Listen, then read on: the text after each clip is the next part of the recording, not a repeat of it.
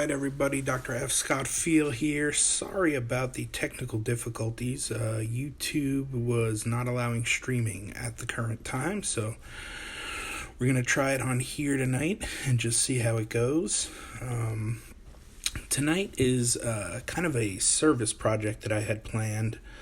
I was hoping to do a community service project inspired by some people like Kyle Freeman. Hey, Matt, how you doing, buddy? I hope you're feeling better. Jenna Cantor, they were basically giving their birthdays as a community service day, which I thought was great. And I was hoping to do something like that. And then the virus hit. So we are currently not able to get out and about as much as we would like. And I didn't see any real good opportunities for community service. So instead, what I decided was I would come on and do a free webinar on my top 3 side gigs and side hustles for healthcare professors and clinicians. These are just 3 things that I personally have found that have been very helpful. If I didn't have these side hustles, if I didn't have these online gigs, quite frankly, we'd be in a little bit of trouble right now.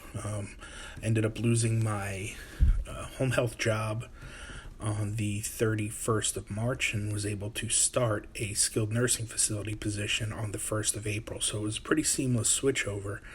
But in the meantime, obviously, you're phasing out one paycheck, you're starting in a new paycheck. That takes a little while to pick up. So it's been, a bumpy ride. Luckily, I've got a handful of side incomes coming in that are helping keep us afloat right now. So first in the top 3 of best side gigs or side hustles for healthcare clinicians and professors is writing. Now, writing is kind of a broad topic, so I'm going to break it down into 2 or 3 different sections that I think will be helpful. But writing in particular means a lot to me because I was an English major. Just because I was an English major in undergrad, don't let that scare you away. Writing can be done very simply by anybody. If you've made it into grad school, if you have created, any sort of healthcare project in the past, there's a strong chance you can write. So don't worry about that. Don't let it scare you off. With writing, there's, I would say, 3 main aspects that I look at that anybody can do. Tommy wants me to become a golf pro. I think those days are long gone, buddy. So with writing, I started out with a blog. I blogged every weekday for a full year just to see if I could do it, just to kind of get back on the horse, just to kind of see how my writing skills were. And all I wanted to do with that was essentially educate the masses, educate the public on diagnoses, injuries, health, any sort of complex or complex sounding diagnoses, things like that people were scared of, when in reality, if we just explained them in layman's terms and really laid it out there, it would help people increase their healthcare literacy. And that was my hope with pteducator.com. That has since pivoted a little bit, and I've kind of become more focused on helping those with higher levels of student loan debt try to pay down their student loans. So that's the blogs that PT Educator has been putting out recently. I'm trying to do about 1 a week, and they're really just pinpoint specific into different side hustles and side gigs that I've done over the years. There is a list of about 100 side gigs that you can look over, and you can find that at pteducator.com/100.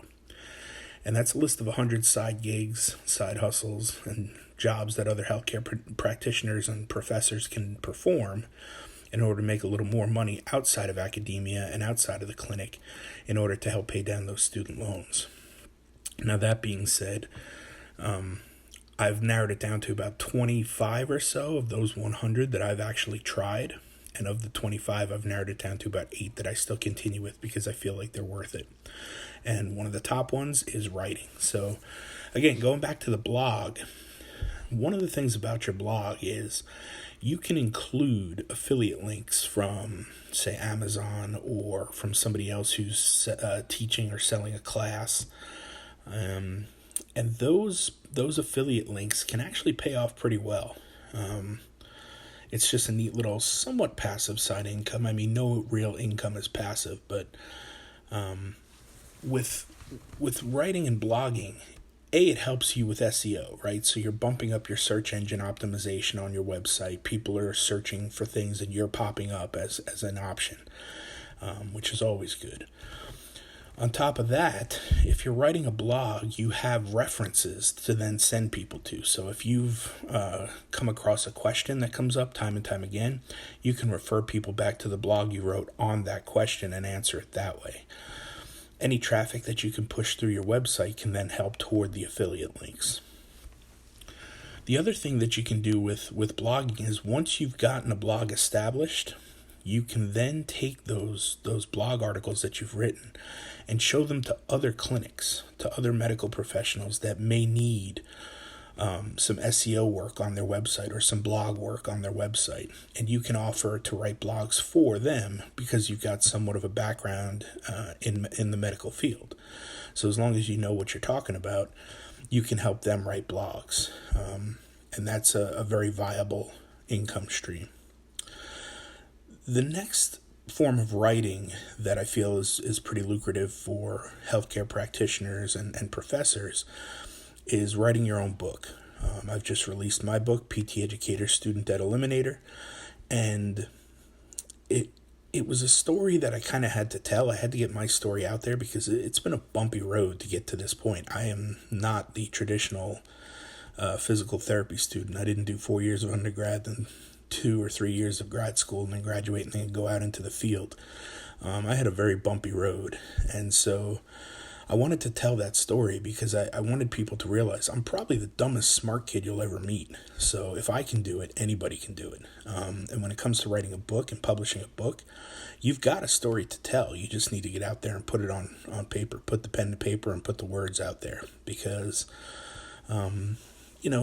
even if the story's kind of already been told, your story in particular is unique. It's its own. Nobody will be able to tell it like you will. So you've got to get out there. You've got to tell your story. And with writing a book, it can be done like the way that I did it. I wrote for about 30 minutes, 2 to 3 times a week, 30 to 60 minutes. And then every weekend on occasion, I would try to just plow through as much as I could. Realistically, it probably took me about 8 months to finish my book. I probably could have done it in 3 had life not gotten in the way. But, it happens. What are you going to do, right?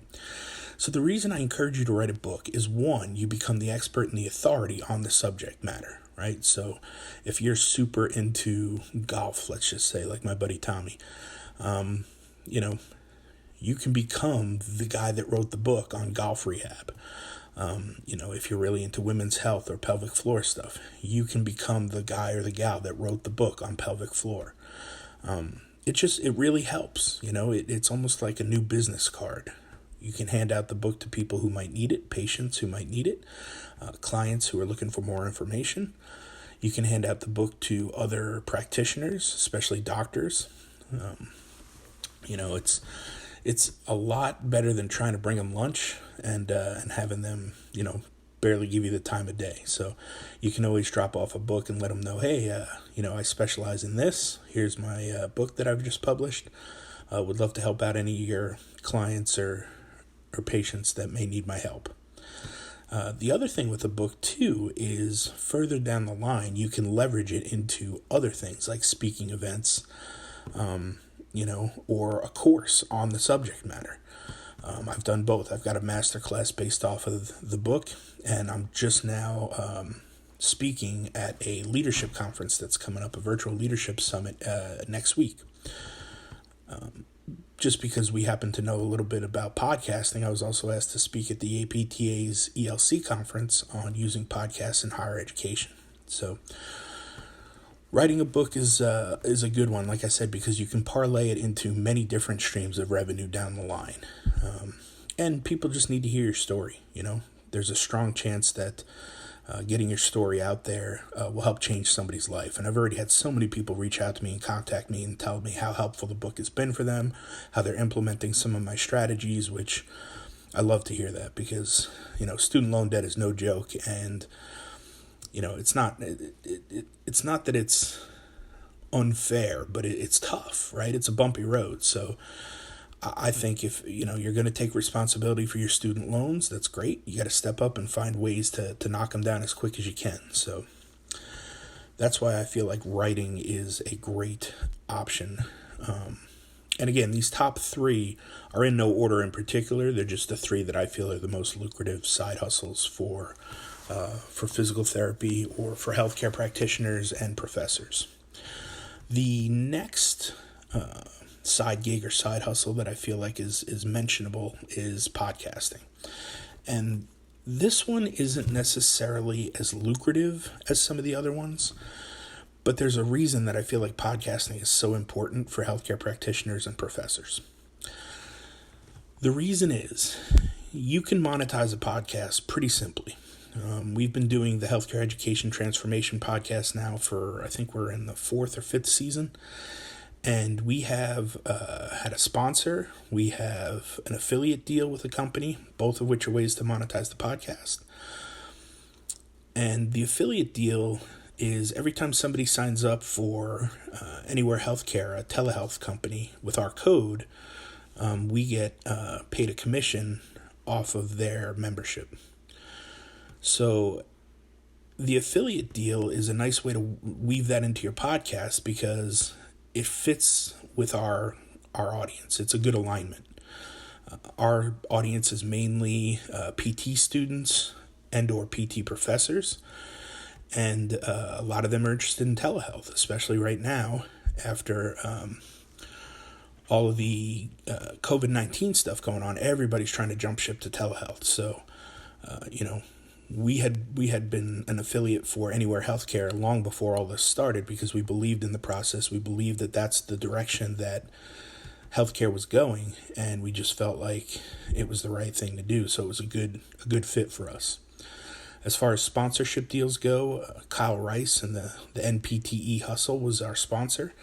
That was another good alignment. Again, our audience was mainly PT students and PT professors who are going to be teaching the students who are going to be taking the exam, the NPTE exam eventually. So anybody who's looking to pass that exam, Kyle Rice's program was great. So we just felt like that was a good sponsorship alignment for us. So, it has to make sense for your audience. I think it's got to be the right alignment. If we were to do a sponsorship deal with a mattress company, may not fit as well, but it could. We could find ways to make it align. But like I said, the main thing is having a good alignments with your audience, knowing what they want, what they would help them, what would benefit them, and then reaching out to a sponsor that offers that product or service. Now, the third reason that I feel like podcasting is a great side gig for professors and clinicians, and it's not so much monetization as much as it is networking. Our podcast helped us network, probably tenfold in the last 3 or 4 years. I had a very small, modest network in the healthcare field until we started podcasting. Then we got to talk to all the experts and pick their brain and really see what they were thinking as far as things that are wrong with the healthcare field and especially in academia and how we could fix that. Then we would ask those guests, other people that they thought we should have on the show, and I would get to meet them. And then it just kept growing and growing and growing. So, growing your network from the podcast is, I would almost say, there's no price tag you can put on that, right? It's just invaluable because the people that we've met and the stories that we've heard have led to such great ideas and such great relationships and networking that, half of the things that I do now, half of the people that were looking for my services, half of the people that needed help out there would have no idea who I am if it wasn't for the podcast. So, it's also landed me a job or two. The podcast has helped to to get me in front of some people that were able to make things happen as far as adjunct professor positions went. And, it's really become a blessing. So if you're considering a side gig or a side hustle, I think podcasting is a good one. And again, think about the network that actually you create from the podcast. I like to liken it to Dana Derrick's book, Dream 100 List. It's a great book if you want to know how to try to network your way up the ladder to meet, the important and influential people that you think will help move your career, move your business forward.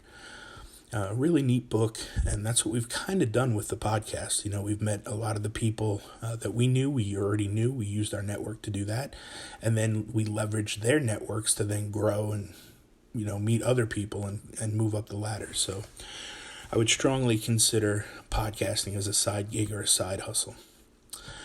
Last but not least is probably the most lucrative side hustle or side gig for healthcare practitioners and professors, and that would be lead generation. Lead generation is basically getting new clients in the door for a business.